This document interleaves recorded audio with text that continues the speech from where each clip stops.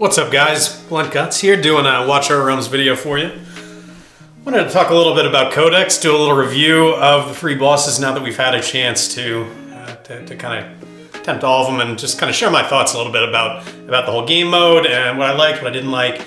I do think it's pretty cool to have a repeatable game mode that doesn't have any energy involved. I'll be honest, I was hoping for a little bit more. What I really love about this game is a lot of the content, like the campaign missions, is what I really fell in love with. So I love Void Rift. I love having a puzzle to solve. And while these bosses were really cool in a lot of ways, I do feel like that there wasn't a lot of depth to most of them. A lot of it was primarily a gear and hero check. You know, do you have the right gear? Do you have the right champions? I don't know. You know, I guess I was just hoping for a little bit more.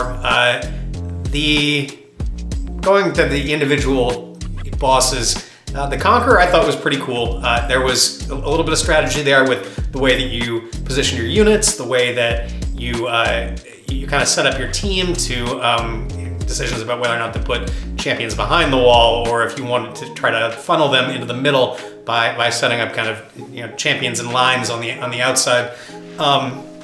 And it was fun, and I do think that they've got the timing maybe just a little bit long. I think that maybe 2 to 3 days per boss is probably more appropriate. I'm not saying that they should reduce the rewards by any means, but I think that the total time per boss was maybe a little bit much, because I think most people, they set their teams on day 1 or day 2 at the latest, and then they're really just farming resources for the rest of the time. And that's okay, but I think what a lot of people in the community have been asking for is more content, more stuff that we can do that doesn't cost energy, because energy is somewhat of a scarce resource in this game. Although I will say that a lot of folks, they complain about energy, but they don't actually use their gems.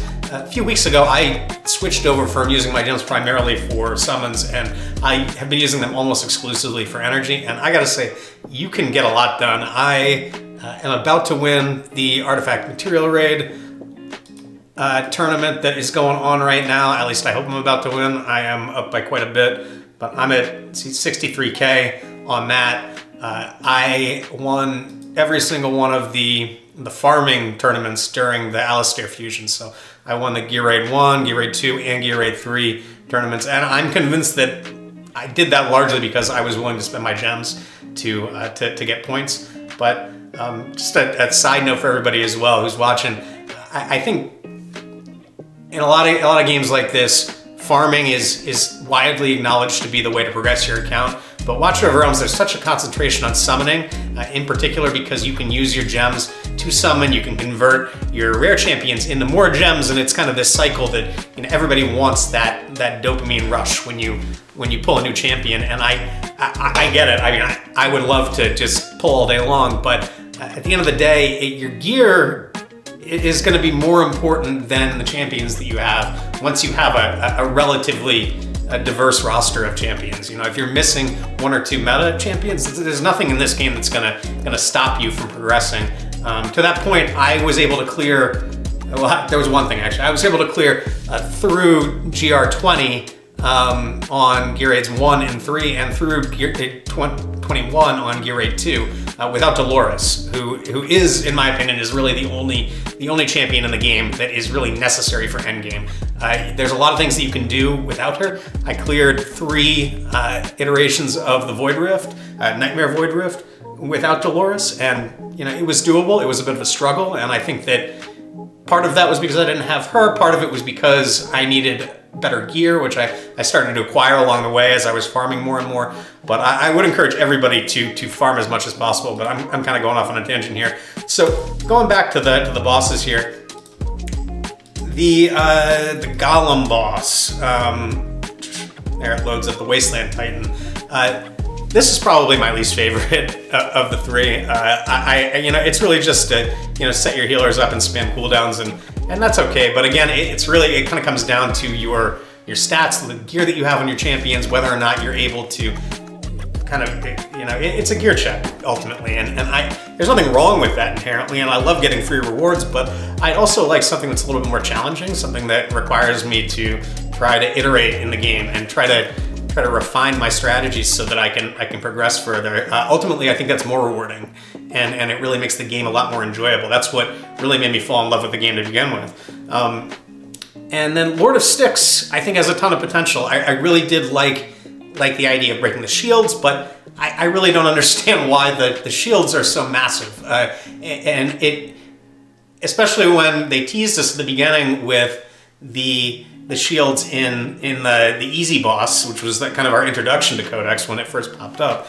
And you know, you can get to through the first shield and then get to the boss rush, and then I'm sure there are folks that have figured out ways to get through, I think, the first 2 shields. I was able to get through the first one, and then maybe I got the second one at one point, but ultimately it didn't end up being worthwhile because you had to stack so much speed. You needed to bring so much support in order to enable that you lost out on damage dealing, and I don't know, there wasn't really a balance to be struck. I brought in every single champion I had multiple hits. Every single champion that I brought in was over 500 speed, some over 600 speed, and it didn't really seem to make a difference. I mean, once you get to the 3rd shield, I think it's 350 hits or something like that. And I don't think that there are heroes in the game that would allow you to do that.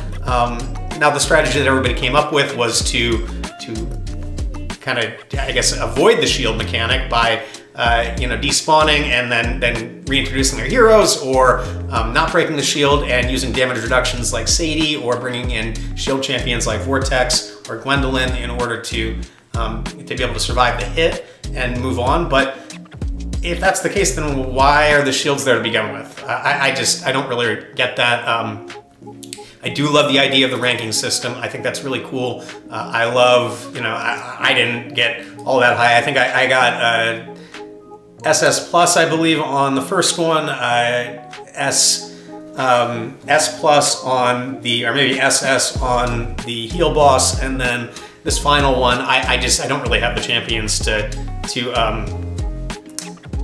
survive the boss longer than, you know, so I had to kind of resort to a respawn strategy, and you just lose huge chunks of the 5 minutes or so that you get to attack the boss. So I wasn't able to do any better than B, which is kind of where my score ended up today. But yeah, so I mean, I love the idea. I hope they expand on it. I would love more content like Void Rift, and I hope that comes in the future.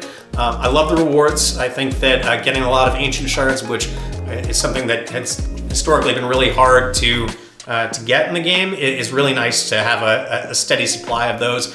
However, now the Codex is going to disappear. I don't know if it's going to be a monthly thing, if it's once every few months, but and that kind of comes back to the point that what was brought up over and over when we were previewed the Codex was that this was going to be a game mode that you could play over and over again, that didn't require energy, that would give players an opportunity to really test themselves in the game. And I guess it did that technically. They're not wrong. They didn't lie to us or anything like that. But if it's only a temporary thing and it's only up for 2 weeks every month or every 3 months or whatever it ends up being, then it's not really solving the problem. And in any case, I hope there's more on the horizon. I hope that this is kind of the initial version of it, and that they hope to expand on it. I think they've done some really great things in this game, and I think it's important for all of us to recognize that we're kind of in the infancy of Watchtower of Realms at this point. The game has only been out since I think July in global launch. I know it was around for a year or more before that on the Forerunner server, but this is still very much a work in progress. And if you look at longer running gacha games like Raid Shadow Legends, which is the one that I'm most familiar with, the way that it looked at, say, 6 months into the game where we are right now in Watchers is just completely different. And I am so blown away that there's as much content and the game is as refined as it is right now already. And I'm looking forward to seeing what they put out in the future. So in any case, I'm Blunt Guts. I appreciate you guys taking the time to watch my video.